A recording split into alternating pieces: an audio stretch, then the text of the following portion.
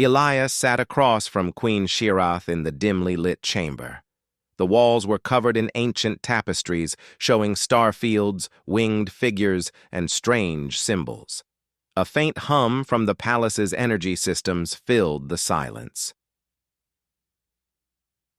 The Queen's eyes stayed fixed on him, as if she could see through his skin and into the memories he didn't even know he had.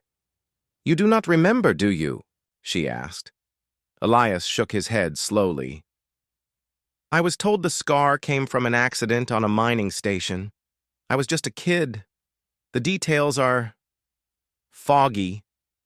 "Not foggy," she said, tilting her head slightly. "Erased." The word made him sit a little straighter. "Erased? By who?" She didn't answer. Instead, she reached to a nearby table and picked up a small metal sphere. With a touch, it projected a slow, rotating image of a star system. 3 suns, a gas giant, and several smaller planets. "This is where I first saw you," she said softly. "Not Titan. Not any place your people have mapped. You were falling. Your ship was burning. I pulled you from the wreck." Elias's mouth went dry. "That's impossible. Humans had never made contact with the Vireth until 11 years ago." Her gaze didn't waver. "The history you know is a crafted truth. Sometimes lies are used to protect. Sometimes they are used to hide shame." Before he could question her further, the chamber doors swung open and one of her advisors entered. Shorter than most Vireth, but with bright green scales that marked him as a court scholar. "Majesty," the scholar said, bowing low. "There are concerns in the assembly. They believe this human's presence here may be dangerous." Shirath's jaw tightened. "Leave us." The scholar hesitated, then stepped back through the doors. She turned to Elias again. "You are not safe here. Some will see you as a threat to our balance. Others will see you as an opportunity. Both are dangerous." Elias almost laughed. "I'm just a fleet captain, not a key to your political games." Her eyes narrowed slightly. "Then why do you carry the crystal?" Elias froze. His hand instinctively went to his jacket pocket. "How?" She allowed herself the faintest smile. "Nothing moves within my walls without my knowing. I wanted to see if you would keep it hidden. You did." He took it out and placed it on the table between them. "What is it?" "It is a path," she said. "And a warning." She pressed her palm over it. The star map appeared again, its blue and gold lines swirling in the air above them. Elias noticed the human writing more clearly now. Coordinates, labeled in an old Earth format he had only seen in history archives. "These markings," he said slowly, "are human." "This can't be older than a few decades. Unless your people have been here before," she finished for him. "Long before you believe you have." The image shifted, zooming in on a small sector marked with a symbol. 2 intersecting circles. The Queen's voice dropped to a whisper. "This place is forbidden to my people. Those who enter do not return. It is where I found you, Elias Rourke." Her words hit him like a slow-moving wave. A half-memory flickered in his mind. Flashes of bright corridors, voices speaking in a strange, echoing tongue, and a feeling of weightlessness. Then, darkness. He blinked, and it was gone. "I saw something," he said. "Only for a second." "You will see more," Shirath said. "But the more you remember, the more dangerous this becomes, for both of us." Before he could ask, "How?" a sudden crash echoed through the chamber. The door burst open and a group of armed Vireth soldiers rushed in. Their armor was black, marked with the insignia of the Imperial Guard, loyal not to the Queen, but to the High Council. The lead soldier spoke sharply. "By order of the Assembly, the human is to be taken into custody." Shirath stepped between. them and Elias, her presence commanding the room. "You will not touch him." "With respect, Majesty," the soldier replied, "this is beyond your authority. The council fears he is linked to the old myths." "Those myths," she said, her voice like ice, "are mine to guard." For a tense moment, no one moved. Then, with a curt signal from their leader, the soldiers withdrew, but not without glancing at Elias with open suspicion. The queen turned to him. "You must leave this palace tonight.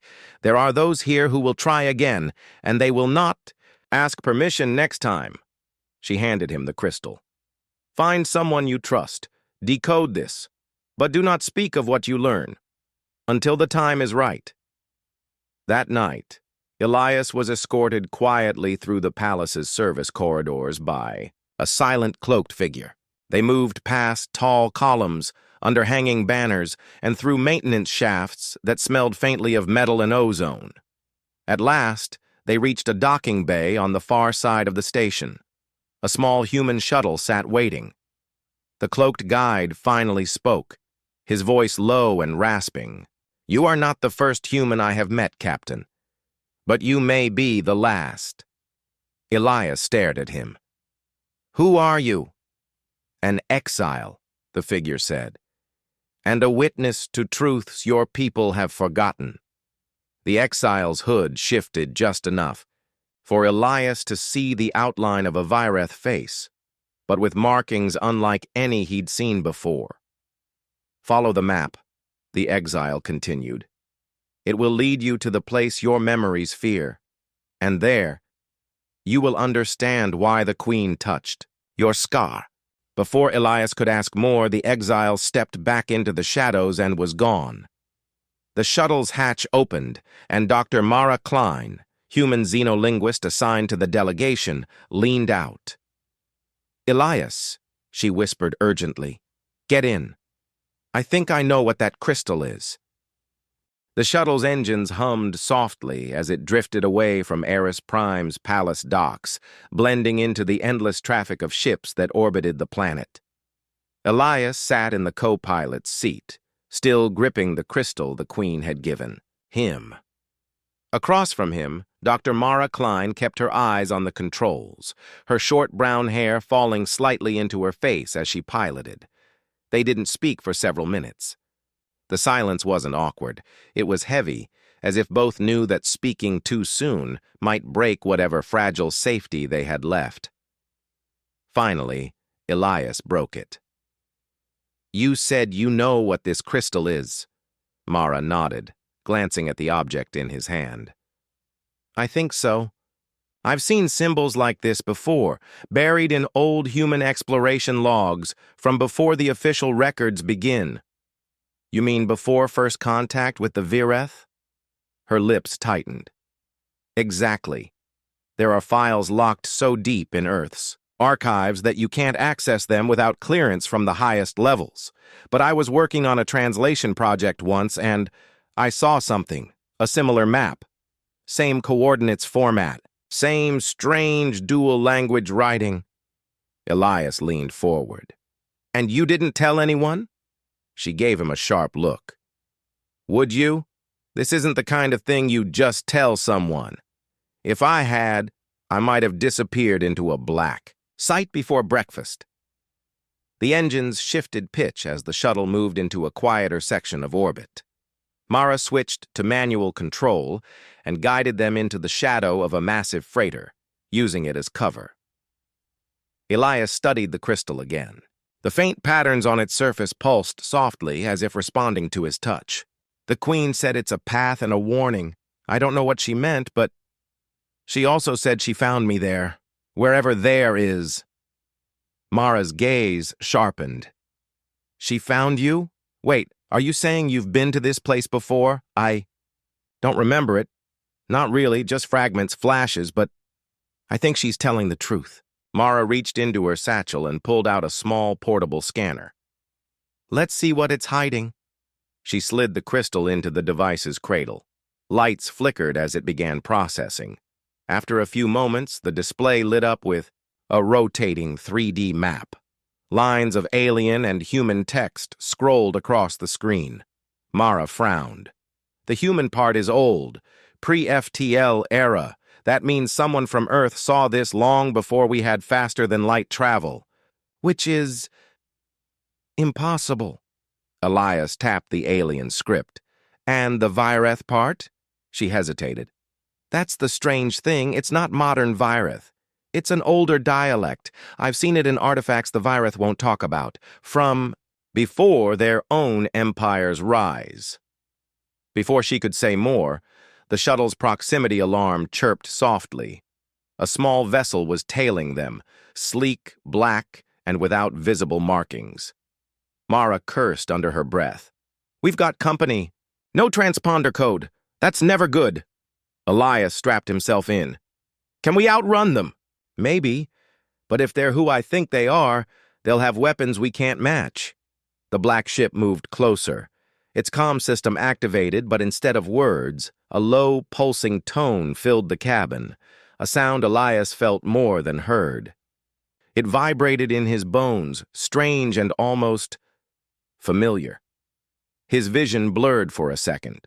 Flashes of memory hit him, metal corridors, flickering lights, and a cold voice speaking in that same tone. He gasped, gripping the armrest until his knuckles went white. Mara's voice pulled him back. Elias, stay with me! The black ship suddenly veered off, disappearing into the shadow of another vessel before vanishing from the scanner entirely. Mara exhaled shakily. That was too close. Elias rubbed his temples. I know that sound. I've heard it before. I think it was on the day I got this scar. They drifted silently for a moment before Mara spoke again. Elias, we need help. I know someone, a researcher who's worked with Vireth exiles. If anyone can decode the rest of this map, it's him. They landed hours later on a small human outpost orbiting a red dwarf star.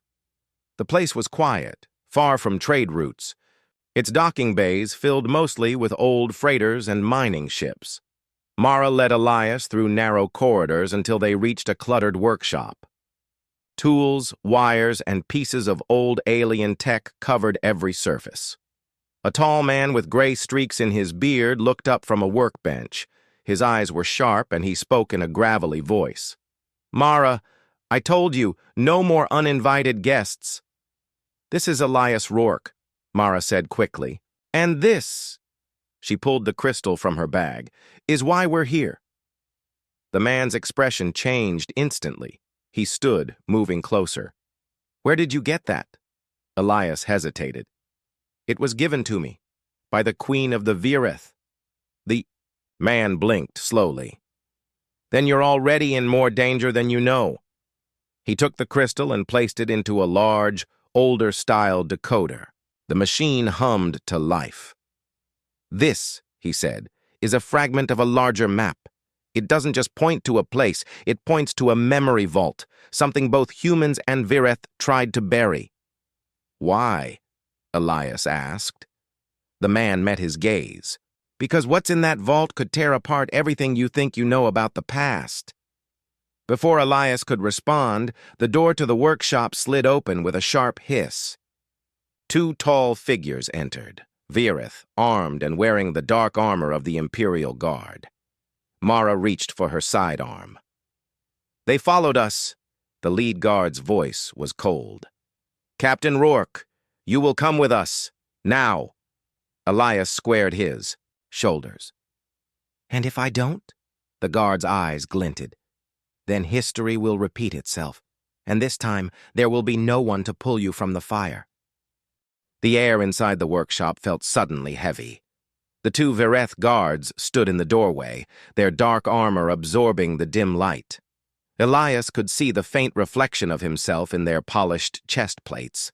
Small, human, outnumbered. The older man at the workbench didn't move.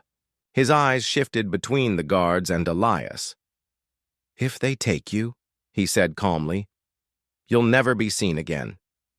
The lead guard's voice was cold, clipped. Captain Rourke is coming with us by order of the High Council. Mara stepped forward, her hand hovering near her sidearm. "This is human territory. You can't just—" The guard cut her off. "The agreement between our peoples gives us the right to reclaim dangerous elements tied to our history. This human is one of them." Elias's jaw tightened. "I'm not a dangerous element." The second guard tilted his head. "You carry a scar that marks you as part of a forgotten event. You carry a key, and you have no idea what it opens." The older man, his name was Corin, as Elias now remembered Mara mentioning, finally spoke. "I know what it opens." He tapped the crystal still sitting in his decoder. "This is a coordinate key to the Sarath archive. Both humans and Virith fought to destroy it centuries ago, but apparently failed." Elias frowned. "Archive? Of what?" Corin looked directly at him. "Of the war that never happened. The—" Words made no sense. Elias was about to ask more when a sharp metallic clang echoed from the hall outside. Then another. The guards spun toward the noise, their weapons raised. A shadow moved at the far end of the corridor, fast, low to the ground. Before Elias could see it clearly, a blinding flash filled the doorway. The guards staggered, roaring in their alien tongue. A cloaked figure slipped in, grabbing Elias by the arm. "Move!" It was the same Virith exile who had helped him escape. The palace. His hood was still drawn low, but Elias recognized the strange markings on his scaled hands. The exile shoved a small sphere into Mara's hand. "Smoke pellet! Use it!" She slammed it to the ground, and the room filled with thick gray vapor. Shouts and the sound of metal striking metal filled the air as the exile pulled Elias into the corridor. Mara was right behind them, coughing. They ran through the winding halls of the outpost, alarms beginning to wail. The exile moved with unnatural speed, leading them to a side docking bay where a small, battered transport ship waited. Once they were inside and the hatch sealed, the exile wasted no time firing up the engines. The transport roared to life and shot away from the station, its inertial dampeners straining to keep up. Elias dropped into the co-pilot's seat, his pulse racing. "You saved me twice now. I think you owe me an explanation." The exile kept his eyes on the controls. "You were part of an event erased from both human and Virith records. I was there." Mara leaned forward. "What event?" The exile's voice was low. "A war that was meant to unite us, but instead, our leaders buried it under lies. They feared what we had faced together." He glanced at Elias. "You were a child then, aboard a human vessel, investigating strange signals from the Sarath sector. The Virith were there too.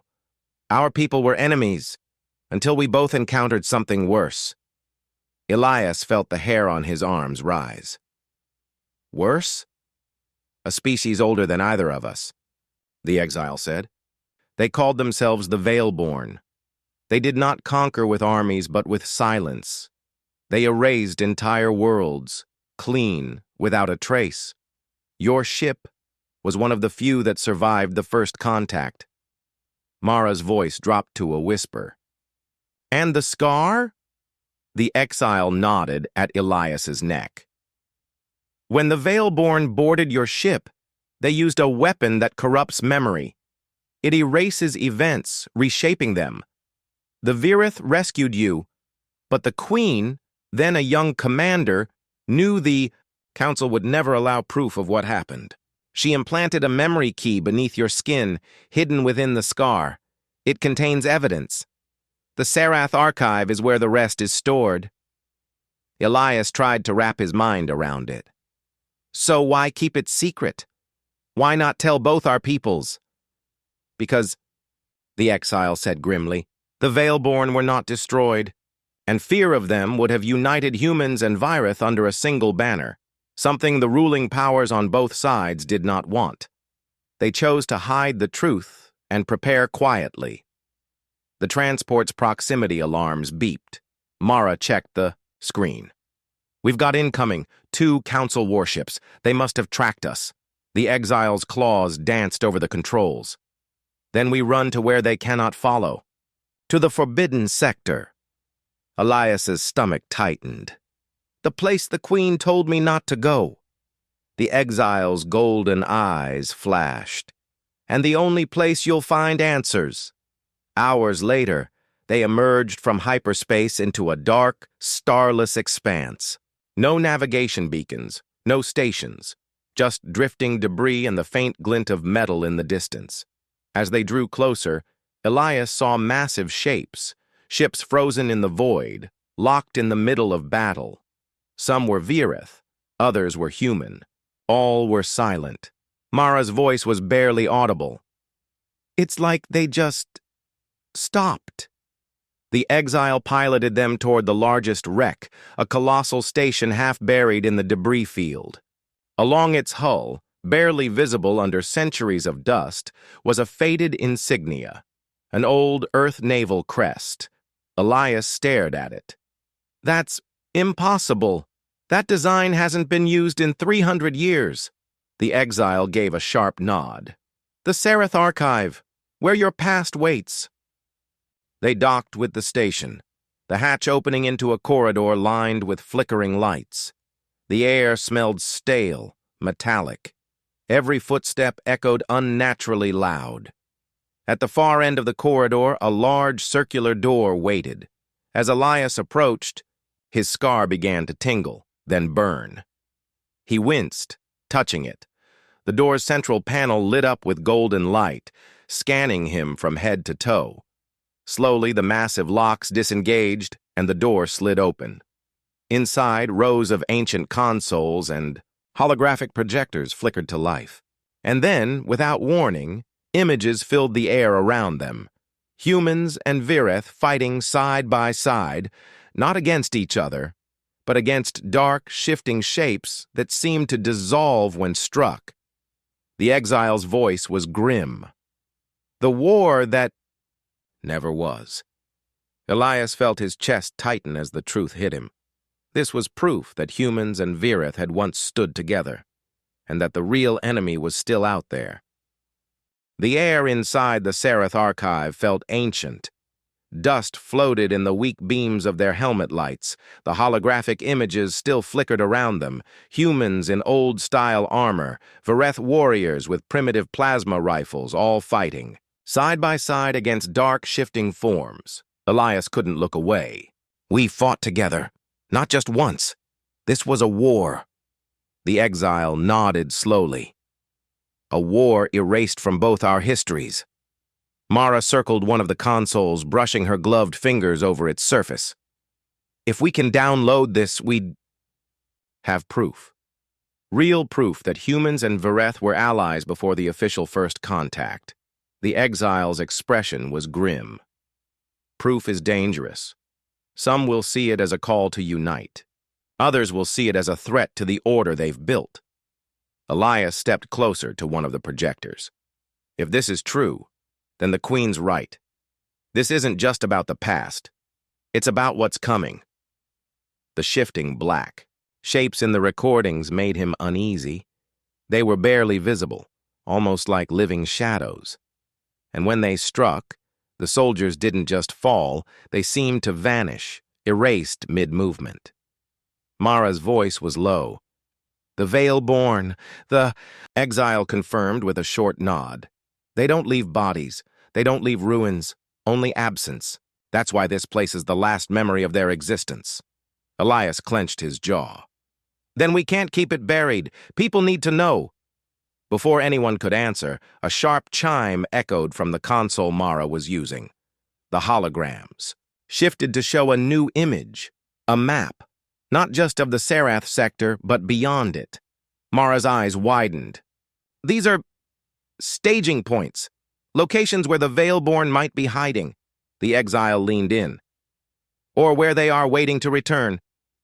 Elias felt a cold knot form in his stomach. How far from here? Mara scanned the coordinates.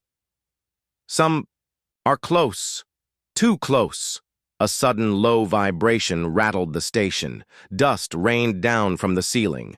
The exiles' heads snapped toward the entrance. "We have company!"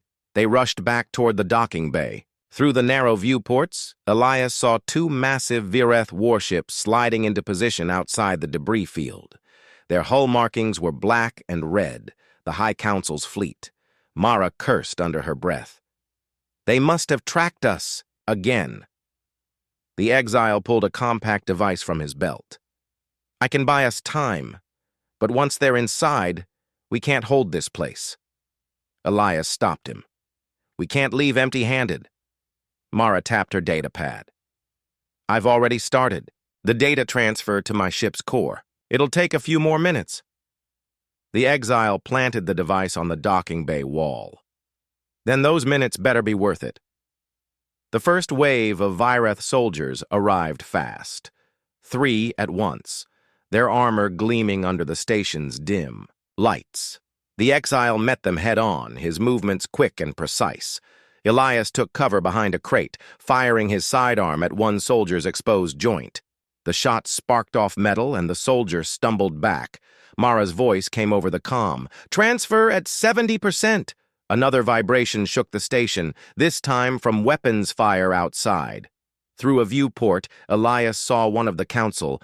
"Warships firing into the debris field, trying to flush them out. 75%. Mara called again. The exile threw a concussive charge down the corridor, sending the soldiers sprawling. "We have to go now!" "Not without the data!" Elias shouted. The last progress bar ticked upward, 100%. Mara yanked the core. "Drive from the console." "Got it!" They sprinted for the ship as the exile triggered his device. A blinding flash erupted behind them, the shockwave echoing through the corridors. It wouldn't destroy the archive. It wasn't meant to. It would seal the doors behind them, keeping the council from reaching the inner chamber. The transport's engines roared as they launched from the docking bay. The exile weaved through the wreckage, using the debris as cover while the council ships tried to lock on. Elias strapped into the co-pilot seat, breathing hard. "Where now?" Mara tapped the coordinates from the archive map. "One of the Veilborn staging points. If they're real, we'll find proof there too." The exile glanced at her. "That's not a safe choice," she shot back. "Neither is waiting for them to come to us." A warning alarm shrieked. The council's ships had locked missiles. The exile jerked the controls, sending the transport diving into a spinning piece of station wreckage. The missiles slammed into it instead, lighting up the dark void with fire. Mara's voice shook slightly. "That was close." Elias stared out at the stars ahead. "Closer than we think. If those coordinates are right, the Veilborn haven't. Been sleeping. They've been watching." Hours later, the transport slipped into hyperspace. For the first time since leaving Eris Prime, Elias allowed himself to breathe, but his thoughts kept circling back to the Queen's words. So it was you, after all these years. He didn't understand the full meaning yet, but he knew one thing, his. Scar wasn't just a memory of the past. It was a warning for the future. The exile broke the silence. "When the Queen saved you as a child, she broke a direct order. She could have been executed if the council had known. Whatever she saw in you then, she believes it's still there." Elias met his gaze. "Then I'd better prove she was right." Mara leaned forward, setting the core drive between them. "This is the truth they tried to bury. Now we have it. The question is, what do we do with it?" Outside, the stars blurred into lines as the transport carried them toward the unknown. And far behind them, in the shadows of the Sereth sector, something shifted. Something vast, formless, and patient. The Veilborn had seen the archive open, and they would not ignore it. The skies above Eris Prime glowed silver as the twin moons hung low on the horizon. From orbit, the planet looked peaceful. But Elias knew better. Peace here was just a thin layer covering deep fractures. The transport descended through the atmosphere, slipping between massive towers of glass and stone. The queen's palace dominated the city, a structure of white crystal and dark metal, its spires catching the morning light. Inside, the grand hall was filled with murmurs. High council members lined the long, curved benches, their robes heavy, with symbols of rank. At the far end sat Queen Serenia, her expression unreadable as Elias, Mara, and the exile approached. "You return from Serath Sector," one counselor said sharply. "With stolen relics." Mara held up the sealed core drive. "Not relics, truth. Records from the Serath Archive. Proof that our people once fought side by side against the Veilborn." Whispers rippled through the chamber. Some counselors looked intrigued. Others, hostile. Elias stepped forward. "We also found coordinates. If they're right, the Veilborn may already be active again." The queen's gaze shifted from Elias to the exile. "And yet, the council sent ships after you. Why?" The exile's voice was calm. "Because some here fear unity. If the truth of our shared history comes out, it will break the grip they have on both our peoples." A tall counselor in black and red robes rose. "Your Majesty, these humans bring dangerous lies. Serath Sector is forbidden for a reason. The archives they claim to have seen are myths." "They are not myths," Mara snapped. "I've seen the recordings myself. Humans and Vireth fighting together against something that erases entire worlds." The queen raised her hand, silencing the room. Her eyes lingered on Elias. "You've carried this scar since childhood. I thought it was a mark of survival. Now I see it was a sign, a connection to that war." Elias felt the weight of every gaze in the chamber. "If we ignore this, we'll be walking blind into another disaster." The black-robed counselor smiled faintly. "Perhaps that is exactly what some of us want." Moments later, the grand doors slammed open. Armed guards entered, Vireth soldiers in crimson armor. Their weapons were raised, their visors reflecting. "The chamber lights! What is this?" the queen demanded. The black-robed counselor's smile widened. "A change of leadership. The queen has allowed dangerous outsiders to threaten our order. She is no longer fit to rule." Gasps filled the room. Mara moved instinctively toward the queen, but a soldier blocked her path. Elias felt the energy in the chamber shift. This wasn't just a political move, it was a coup. The exile stepped in front of Elias. "Stay close." The queen's voice was icy. "You dare raise weapons in this hall? Against me?" The counselor's tone was cold. "Against chaos, Your Majesty." He turned to the guards. "Seize them." What followed was chaos. Soldiers surged forward. Elias ducked as a blast scorched the marble beside him. Mara dropped low, rolling behind a column and returning fire, with precise shots. The exile moved like a shadow, disarming one guard and using his weapon against another before they could react. Elias grabbed a fallen soldier's staff, using it to block a strike aimed at Mara. The queen herself stood tall, her voice cutting through the noise. "Loyalists! To me!" From the far side of the chamber, a handful of guards in silver armor rushed in. They met the Crimson soldiers in a clash of metal and energy. Elias and Mara fought their way toward the queen. The exile stayed behind them, holding off two attackers at once. "Exits that way," Mara shouted, pointing toward a side corridor. The queen hesitated for only a moment before nodding. Together, they broke through, sprinting into the narrow hall as the sounds of battle echoed behind them. They emerged into the queen's private chambers, where the view overlooked the city far below. The exile sealed the door with a control panel.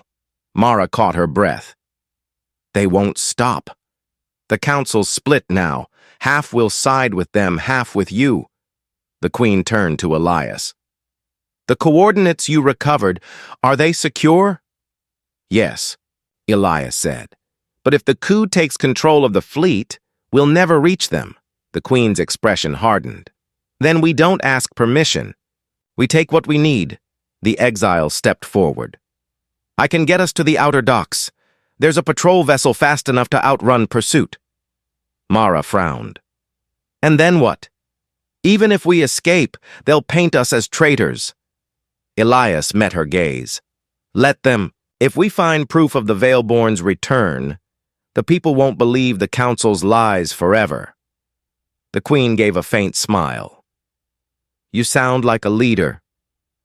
I'm just someone who doesn't want to watch history repeat, Elias replied. Taba, escape was fast and dangerous. The exile led them through maintenance tunnels, past locked gates and forgotten corridors. Twice they had to hide as patrols passed by. At the docks, the patrol vessel sat waiting, a sleek black craft, engines humming faintly. They boarded quickly, the Queen taking the command seat. The exile activated the launch sequence while Mara fed in the coordinates from the core drive. As they lifted off, alarms blared across the dock. Crimson-armored soldiers spilled into view, weapons ready. Elias fired from the rear hatch, forcing them to take cover. The Queen pushed the engines to maximum, and the vessel shot upward into the morning sky. Through the viewport, Eris Prime fell away beneath them. The city's spires glittered in the light, and somewhere below, the Council's grip tightened. In orbit, they broke free of the planet's defense grid by skimming along the shadow of a larger freighter.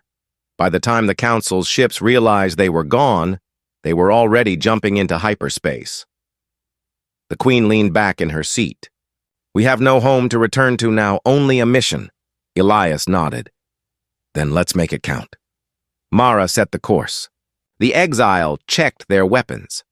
Far ahead, the stars stretched into lines, and the patrol vessel vanished into the void. Behind them, in the grand hall of Eris Prime, the black-robed counselor stood alone, watching the stars through the palace windows. His eyes glinted with something darker than ambition, for he too had seen the Seraph archive, and he knew the Veilborn were real. The patrol vessel emerged from hyperspace into the cold silence of a distant star system. Ahead, the coordinates from the Seraph archive pointed to a dark, fractured moon orbiting a dying red sun. Jagged rocks floated in space, casting long shadows. A faint energy field shimmered around the moon, almost invisible unless you looked directly at it. That's it, Mara whispered from the navigation console. The staging point from the old war. The Queen stood beside her, her eyes narrowing. And if the Veilborn are truly returning, this is where they'll come through. The exile checked his scanner. I'm picking up faint structures. On the moon's surface, buried installations. They've been dormant for centuries, until now. Elias leaned forward. Then we need to move before they wake fully. They descended toward the moon. As the vessel broke through the thin layer of atmosphere, ancient towers emerged from the dust, half collapsed, but still humming with strange energy. Landing in the shadow of a massive spire, they disembarked quickly. The air was thin but breathable, cold enough that frost clung to the edges of their armor. Inside the spire, a circular chamber glowed faintly. Massive consoles lined the walls, their alien symbols flickering to life. This place isn't just a base, Mara said, running her hand along a console. It's a gate. The Queen nodded grimly. The Veilborn will not arrive by ships. They will step through from their realm. Elias's eyes went to the center of the chamber, where a great ring of black stone was beginning to pulse with light. Before they could move, a deep rumble echoed through the chamber. From the shadows emerged tall, insect-like shapes, Veilborn sentinels. Their limbs were long and jointed, their heads smooth and featureless except for 3 glowing eyes. They're already here, Elias said, tightening his grip on his rifle. The sentinels moved silently but fast. Blasts of green energy hissed past Elias's shoulder as he dove behind a console. Mara returned fire, striking one in the chest. It staggered but kept coming. The exile leapt forward, his blade cutting through a sentinel's arm in a single motion. The queen raised her own weapon, sleek, elegant, and devastating. Every shot she fired hit with precision, forcing the enemy back. Still, the ring in the center glowed brighter. The air shimmered with strange distortions. "Elias!" Mara shouted. "If they finish opening it, we'll have hundreds of them to deal with." Elias ducked as a blast tore a hole in the wall. "Then we shut it down." He ran toward a side. Console dodging fire. Symbols danced across the screen, none of them human. But something in the design felt familiar, as if echoing patterns from old human tech. "Try this sequence," the exile called, shouting coordinates from his position. Elias entered them quickly. The ring flickered, its glow dimming for a moment. But the sentinels redoubled their attack, protecting it. Mara cursed. "They know what you're doing!" One sentinel broke past their line, charging straight at Elias. He raised his rifle, but it was too close. At the last second, the queen stepped between them, her blade of light cutting the creature down in a single arc. She looked at him briefly. "Finish it." Elias didn't hesitate. He linked his wrist comm to the console and fed in every power disrupt sequence he knew. The ring's light began to waver again, a deep crack forming in its surface. The exile pulled Mara behind cover. "It's working! Keep them busy!" Elias forced the final command through. The ring let out a sound like 1,000 voices whispering. At once, then shattered, sending a wave of dark energy through the chamber. The remaining sentinels froze, then collapsed into dust. Silence fell. The only sound was their breathing. "It's over," Mara said softly. The queen shook her head. "No. This was only their doorway. They'll find another if they can." Elias stood, looking at the cracked ring. "Then we need to make sure. They can't." The exile approached the console again. "There are dozens of these gates scattered across the outer systems. Some might already be active." Mara frowned. "We can't take them all down alone." Elias turned to the queen. "We won't be alone. Not if we tell everyone what happened here." It took them hours to set the charges. One by one, they planted explosives throughout the spire. As the last was armed, they returned to the patrol vessel. From the cockpit, they watched the spire erupt into light and dust, collapsing into the moon's surface. The shockwave rippled outward, scattering debris into orbit. The queen sat in silence for a moment, then spoke. "Eris Prime may never forgive me, but they will have to face the truth now." Mara smiled faintly. "And maybe when they do, we'll have a fighting chance." Elias looked at the stars ahead. "We'll make sure of it. Humans, Virith, whoever's willing to stand. The Veilborn won't take this galaxy without a fight." The exile's voice was steady. "Then our war begins now." As the patrol vessel jumped to hyperspace, Elias felt the weight of the scar on his side, the mark that had started this whole journey. The queen's earlier words echoed in his mind. "So it was you, after all these years." Now he understood. It wasn't just a memory. It was a warning, a call to action, and he would answer it, no matter how far they had to go, no matter how many gates they had to destroy, because humanity had survived worse. And this time, they weren't alone.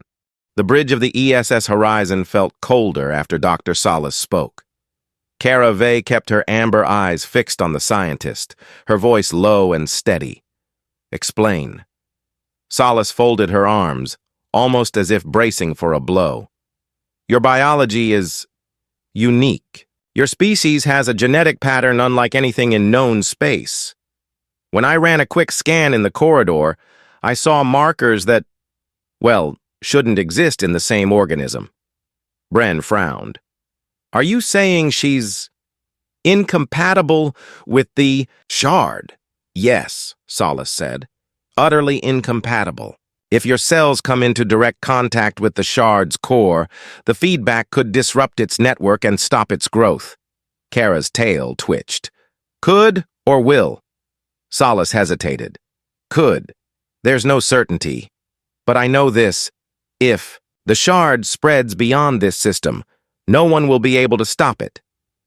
The horizon sped through space, but they all knew distance was no guarantee. The shard could communicate across vast distances, and now it had two pieces, one on the station, one on their ship. Dre's voice came over the comm. Kara, the shard's humming is louder, almost like it's responding to something. I don't like it. Kara rose from the command chair. We're going to the containment bay. Bren stood. If you're doing what I think, you're not doing it alone. The containment bay was dim except for the cold blue glow of the energy field holding the shard fragment. It pulsed in a slow, steady rhythm. But when Kara approached, the pulses grew faster. It knows you're here, Solace murmured. Bren tightened his grip on his rifle. Not liking this at all. Kara stepped up to the control panel. Drop the field, but keep the emergency blast shield ready. If it tries to escape, we vent it into space. Solace's fingers moved quickly over the controls. You have seconds before it adapts. The field dropped with a hiss, and the shard's glow brightened. Kara reached out slowly, her claws barely brushing its surface. The reaction was instant. A surge of light flared through the shard, racing along jagged edges, and a deep vibration filled the room. Kara's ears rang, but she didn't pull back.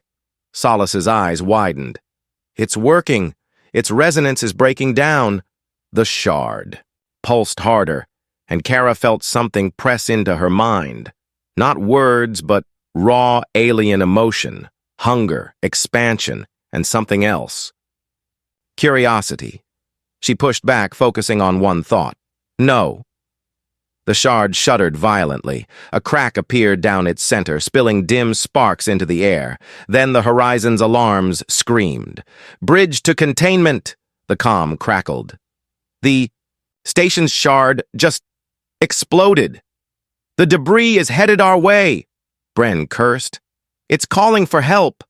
Solace shook her head. No, it's merging. The fragments are trying to rejoin your shard. Kara's heart pounded. Then we finish this now. The deck shuddered as the first impacts hit the hull. Through the viewport, they saw glittering shards clinging to the ship's surface, growing into crystalline webs. Dre's voice came again. Hull breach on Deck 5. We can't hold them off. Bren looked at Kara. We have to eject it. Kara's voice was firm. If we eject it, it survives. If I stay connected, I might end it. Solace stared at her. You won't survive full contact. Kara gave a small, wry smile. I've heard that before. The shard's surface was warm now, almost alive. Kara gripped it with both hands. Pain shot through her arms, but she held on. The room blurred. She could feel the network stretching. Out, countless threads reaching across space. She reached deeper into herself, focusing on the chaotic, incompatible patterns in her DNA, the same patterns that made her dangerous to the shard. She pushed them into it. The shard screamed. Not aloud, but inside her mind, a sharp, tearing sound. Cracks split across its entire surface, fragments breaking away. The ship bucked violently. Through the pain, Kara heard Bren shouting her name, but she couldn't let go. Not yet. She poured everything she had into one final push, and the shard shattered. Kara collapsed to the floor as the light faded. The room smelled faintly of ozone. Shards of crystal lay scattered, lifeless and dull. Bren was at her side instantly, checking her pulse. She's alive, Solace scanned the remains. No energy signature, no growth, it's dead. Dre's voice came over the comm, sounding almost stunned. Whole growth is gone. Whatever it was, it's just dust now. Kara sat up slowly, rubbing her temples. Did it work? Bren grinned. It's over. Hours later, the horizon drifted in safe space, away from the infected station. Most of the crew rested or tended to repairs. Kara stood alone in the observation lounge, watching the distant stars. Solace entered quietly. You saved more than your crew today. You may have saved a dozen worlds. Kara gave a tired smile. Let's not test that theory again. Solace stepped closer. I'd like to run more scans on you. If your biology can do this, it may be the key to stopping other threats. Kara shook her head. Maybe later. Right now, I just want to remember what quiet feels like. The two women stood in silence for a moment, the hum of the ship the only sound. Bren's voice came over the intercom, casual but warm. Captain, you might want to see this. Kara and Solace headed for the bridge. When they arrived, Bren pointed to the main view screen. Far in the distance, the infected station, or what was left of it, floated in silence. Its lights were gone. The crystal growths had stopped. Kara took a deep breath. End transmission to Fleet Command. They'll want to send a cleanup team. Bren nodded, then gave her a sideways glance. You sure you're okay? Kara smirked faintly. I've had worse days. Later, in her quarters, Kara opened a small storage case and placed a single shard fragment inside, one that had broken off before the destruction. It was dull, inert, harmless, or so she hoped. She sealed the case and locked it. Some part of her knew that this wasn't the end.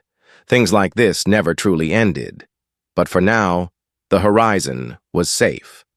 The crew was alive, and in the dark between the stars, that was enough.